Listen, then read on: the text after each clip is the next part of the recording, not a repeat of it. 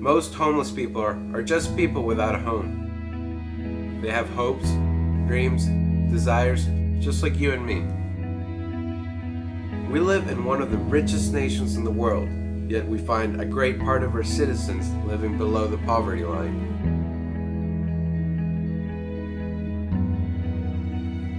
There's an average of 300 million people living in the US.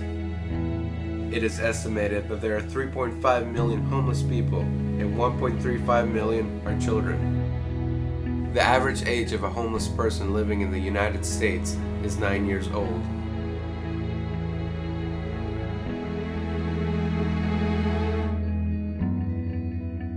My name is Ricardo Maldonado, and I live in Polk County, Florida. You may drive around our city and may find a few handful of homeless people on the street.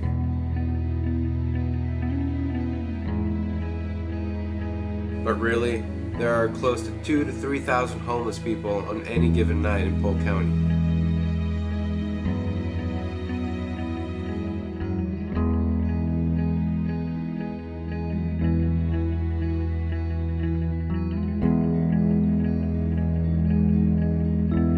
Alcoholism, addiction, mental illness, housing and economical issues, unemployment, and domestic violence are just a few causes of homelessness.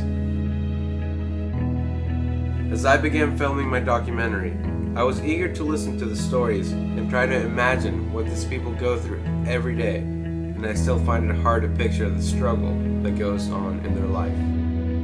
Life is rough on the streets. I mean, it's violence, it's drinking, it's just something going on all day and all night. And you just can't get nothing out of that, you know. You never know what'll happen to you on the streets. I seen a dude get beat up. He was out there drinking. You know, I seen him get beat up real bad. One time I come walking by, I see this guy whose jaws all wired up, coming from around that area, around the Tab House and stuff, where they had to do their drugs and stuff. This, unfortunately, is where somebody's living. They lay on the cardboard boxes, but they're safe and they're hid. A lot of things happen around our shelters, so to escape that world, they'll come and lay here. Been staying at the Best Motel because I was living in a rooming house, and about 13 of us got kicked out because of the conditions of the rooming house.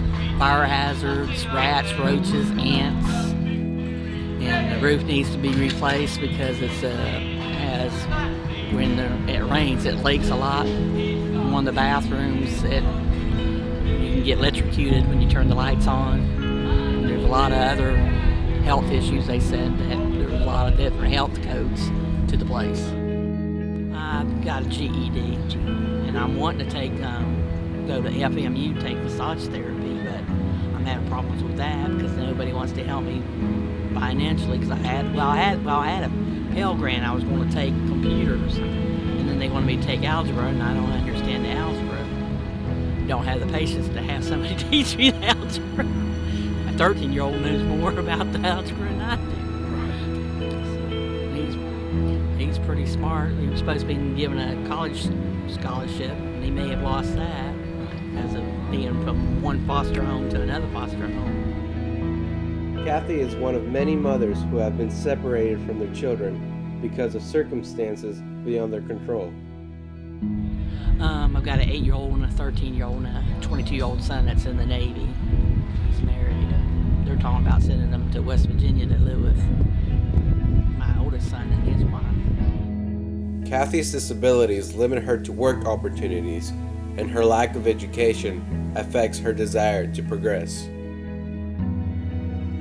Temptation is everywhere. If you're around it, 9 out of 10, you're going to get into it, and sometimes it comes to you. Drugs, people who don't care. That's a hard thing. God, without God in your life, that's hard. It makes it even rougher. I met Bruce at a feeding I went to in Lakeland. He He asked me what I was doing with the camera, and he offered me an interview. He told me his story of how he ended up in the streets. Hard-headedness, and didn't listen to nobody, and started doing the wrong things and doing drugs, and just got a hold to the wrong people, you know. And from down there, it went downhill. I've been homeless for almost about 7 or 8 years. You know, living on the street, I was like in and out, getting little piece of jobs, and wasn't staying on them long because I was doing the wrong thing anyway. So, and I just started going to church and listening to what people had to say, and things got good for me. God was good. I prayed, and I still pray every day. You know, and I found me a good job, got me a nice little apartment, and I still go to church every Sunday. When I'm off, or I go to little functions sometime on, during the weekday, and pray, and there's God. It was kind of hard for me to believe at first because I was having so much of bad luck, until I asked God to come in my heart, and I believed it, and I still believe in it. And so far, things been going pretty good for me. Bruce works full-time as a cook in McDonald's. He owns a 1-bedroom apartment, and he feels happy. He has a reason to live.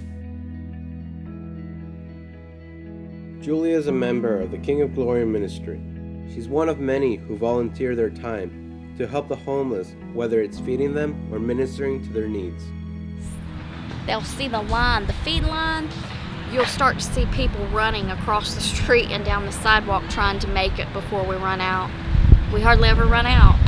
That's the ministry side. God really stretches what we have because, we really want to help, and it's always enough. It's always enough. Many people fear the homeless, but there are a few people who choose to know them and help them. Their compassionate hearts are drawn to certain homeless people and are touched by their personalities. Henry's story really touched my heart and has affected me ever since I met him. He carries a small backpack with him where he carries all his belongings. He works a day labor job as a garbage man and finds items like his clock and his book. If God is so good, why do I hurt so bad? So what are you learning? I'm learning that I can't look with these eyes, I'm learning that it's a reason why that I'm going through these things, I'm a guy, I got a lot of things to share with people. I done ran away from home numerous times when I was young. I'm from Camden, New Jersey. I done been to Texas, Arizona, New Orleans. I even been here hitchhiking. So God had his hands on me. I could have got killed or something. This is really my friend. I want you to understand that this really is my friend.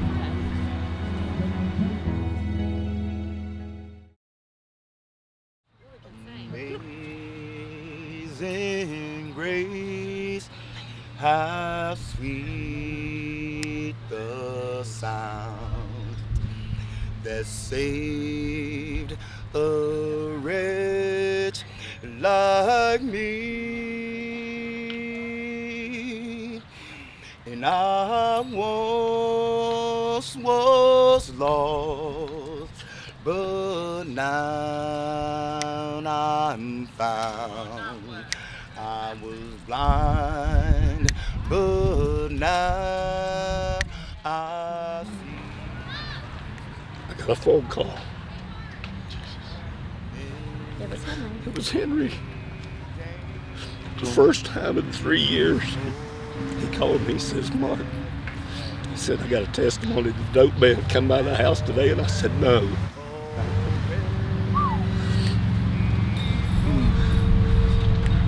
He just had to tell somebody. He had to tell us because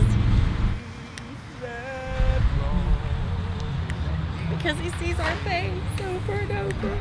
Amen. And we always say that we love him. And Your grace will lead me home.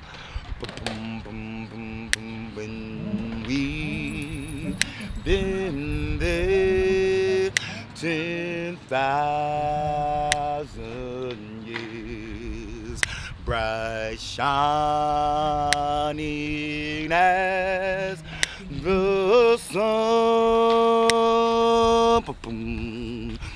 We've no less days to sing God's praise than when we first begun.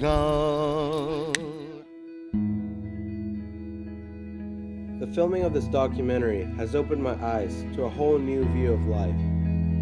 It's hard not to when you see someone who doesn't have the luxuries we have. I would think there's plenty of opportunities to get off the street, but you got to want to get off the street. I mean, as long as you fool yourself and think, well, I can do this and I can go back and do that.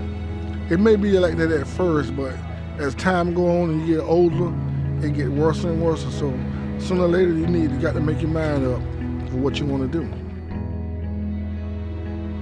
Henry made me see life in a different way. After he left, I thought I would never see him again. Sometime later, I went to a feeding, and I was hoping to run into Henry. I did. I said hello to him, but he didn't want to talk to me. He wasn't doing too good. I've learned that it's hard to get out of homelessness while living in that environment. Success are few. Failures are many. It seems like there is no cure for homelessness, but it's a growing problem. People like Rob Quam at the Care Center in Lake Wales work with organizations to help the homeless overcome this problem. He finds a temporary home until they can get back on their feet.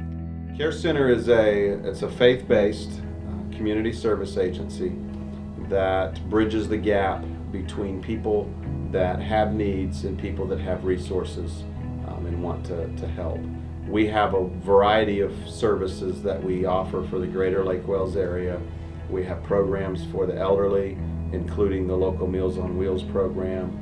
We also do a lot of home repair, re-roofing, painting, wheelchair ramps, things like that. We have services for families in financial crisis, helping them with paying short-term bills. We also help provide tangible items for families, food, clothing, furniture, things like that.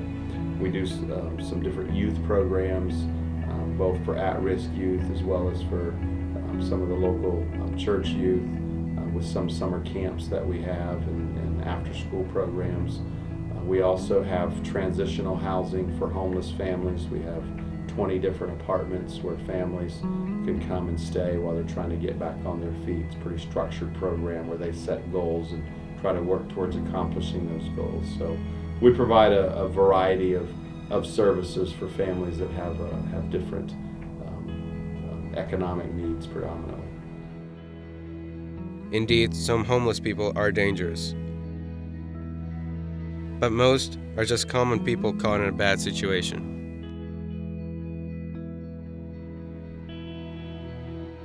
It's time for a change.